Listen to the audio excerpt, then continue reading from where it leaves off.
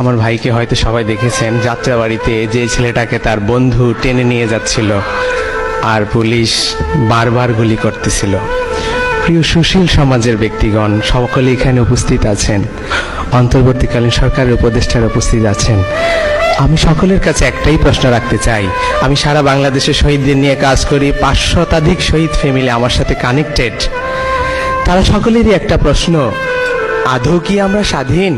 আদৌ কি এই হত্যাকাণ্ডগুলোর বিচার হবে?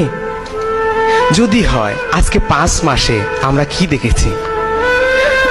নিয়ার অ্যাবাউট 1000 মানুষ, মায়ের সন্তান মারা গেছে। একটা হত্যাকাণ্ডে যদি একটা পুলিশ জড়িত থাকে তাহলে 1000 পুলিশ গ্রেফতার হওয়ার কথা ছিল। একটা হত্যাকাণ্ডে যদি 2টা পুলিশ জড়িত থাকে 2000 পুলিশ গ্রেফতার হওয়ার কথা ছিল। এই পর্যন্ত কয়টা পুলিশ গ্রেফতার হয়েছে? আপনাদের কাছে আমি প্রশ্ন রেখে গেলাম। তাহলে কি আমি বলবো না আদৌ কি বিচার হবে?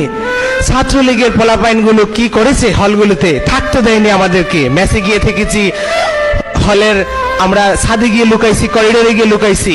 ছাত্রলীগের কেন্দ্রীয় কমিটির কয়জনকে গ্রেফতার করেছে? আপনাদের কাছে আমাদের প্রশ্ন, তাহলে এই যে বলে যে বিচার হবে, আমরা সেটার প্রগ্রেস কোথায় দেখতে পাচ্ছি? আপনাদের কাছে আমি এই প্রশ্নটাই রেখে গেলাম যে বিচার কি আদৌ হবে? এই পর্যন্ত 23টা পুলিশ গ্রেফতার করেছে।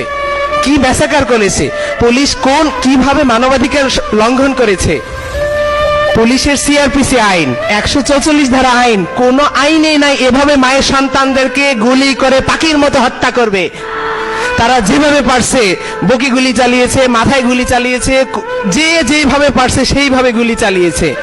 ইভেন যে যাদেরকে আন্তর্জাতিক অপরাধ ট্রাইব্যুনাল থেকে ওয়ারেন্ট করা আসামি, পুলিশের আইজিপি স্যারকেও যদি বলি, কমিশনার স্যারকে বলি, কমিশনার স্যারকে কি বলবো? উনি 1.5 হাত লম্বা লম্বা ভাষণ দেয় মানবাধিকারের পক্ষে। ওনার আপন ভাতিজা যাত্রাবাড়ি জোনাল এডিশনাল এসপি ছিল, সে 2 শতাধিক মায়ের সন্তানকে খুন করেছে। আমি তাকে দিয়েছি লোকেশন, যে আপনার ভাতিজা উল্লেখ করেনি, বললাম যে সে ট্রাইব্যুনাল থেকে আসামি, তাকে প্লিজ গ্রেফতার করুন। কি করলো? তাহলে আমরা বিচার কোথায় দেখতেছি? প্লিজ মাননীয় উপদেষ্টারা, সংস্কার কমিশনের যারা উপস্থিত আছেন, আপনাদের কাছে আমাদের একটাই কষ্ট, একটাই দাবি, চোখটা বন্ধ করে সেই মায়ের কথা চিন্তা করেন, যেই মা অন্যের বাড়িতে কাজ করে তার সন্তানকে এত বড় লালন পালন করেছে, দেশের জন্য ছেড়ে দিয়েছে, দেশকে স্বাধীন করার জন্য, ফ্যাসিবাদ মুক্ত করার জন্য। সেই বাবার কথা একটু চিন্তা করেন, চোখটা বন্ধ করে, যে নাইট গার্ডের চাকরি করে, সিএনজি চালিয়ে, রিক্সা চালিয়ে তার সন্তানকে এত বড় করেছে, দেশের জন্য, দেশকে ফ্যাসিবাদ মুক্ত করার জন্য ছেড়ে দিয়েছে, দেশকে স্বাধীন করার জন্য।